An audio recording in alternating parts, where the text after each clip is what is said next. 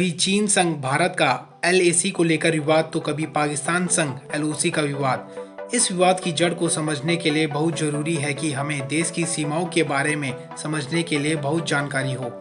क्या आप जानते हैं अपने देश की सरहदें 3 तरह से विभाजित हैं। इन सीमाओं को कहीं एलओसी, कहीं एलएसी तो कहीं अंतर्राष्ट्रीय सीमा कहा गया है।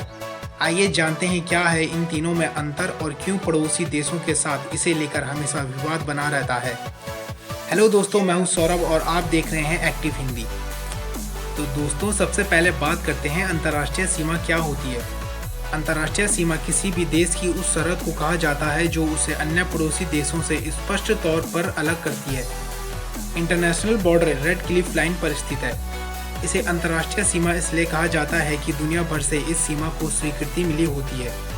मतलब ये एक स्पष्ट सरहद होती है जिसे लेकर किसी पड़ोसी मुल्क से कोई विवाद नहीं होता है।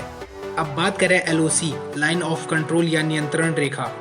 दो देशों के बीच सैन्य समझौते के तहत आधिकारिक तौर पर निर्धारित की गई सरहद है। हालांकि अंतर्राष्ट्रीय समुदाय इसे नहीं मानता। भारत पाकिस्तान के बीच की मौजूदा सरहदों को लाइन ऑफ कंट्रोल कहा जाता है। एलओसी की लंबाई 776 किलोमीटर है। वर्ष 1947 में भारत पाकिस्तान का बंटवारा हुआ, तब पूरा कश्मीर भारत का हिस्सा था। लगातार सीमा विवाद को देखते हुए वर्ष 1948 में दोनों देशों ने आपसी सहमति से लाइन ऑफ कंट्रोल का निर्धारण किया था। बावजूद पाकिस्तान अपनी हरकतों से बाज नहीं आया और वर्ष 1971 में उसने कश्मीर के एक हिस्से पर अवैध कब्जा कर लिया, जिसे अब पाकिस्तान के कब्जे वाले कश्मीर के तौर पर जाना जाता है। इस जंग के बाद वर्ष 1972 में भारत पाकिस्तान के बीच शिमला समझौता हुआ, जिसमें दोनों तरफ की सेनाओं ने नक्शे पर लाइन बनाकर लाइन ऑफ कंट्रोल निर्धारित कर दी। हालांकि ये आधिकारिक सीमा नहीं होती है। एलओसी सैन्य नियंत्रण वाला वो हिस्सा है जो विवादित हिस्से से दूर रहने के लिए निर्धारित है। अब दूसरी तरफ एलएसी की बात करें तो LAC line of actual control नियंत्रण रेखा एलओसी से अलग होती है।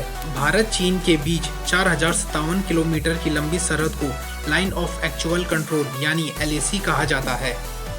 दोनों देशों के बीच मौजूद एलएसी भारतीय राज्य लद्दाख, जम्मू कश्मीर, उत्तराखंड, हिमाचल प्रदेश, सिक्किम व अरुणाचल प्रदेश से होकर गुजरती है।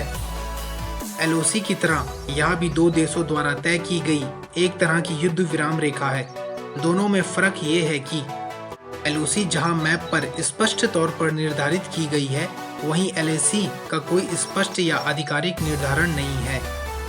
यही वजह है कि इसे लेकर हमेशा विवाद की स्थिति बनी रहती है। वर्ष 1962 के युद्ध के बाद चीनी सेना जहां मौजूद थी, उसे ही वास्तविक नियंत्रण रेखा एलएसी मान लिया गया। इसी युद्ध में चीन ने भारत के आधिकारिक क्षेत्र वाले अक्साई चीन पर कब्जा कर लिया था। यही वजह है कि अंतर्राष्ट्रीय समुदाय एलएसी को नहीं मानता। तो दोस्तों, ये थे एलएसी और एलओसी को लेकर कुछ महत्वपूर्ण बातें। अगर आपको यह वीडियो अच्छी लगी हो तो वीडियो को लाइक एंड चैनल को सब्सक्राइब करना ना भूलें। जय हिंद, जय भारत।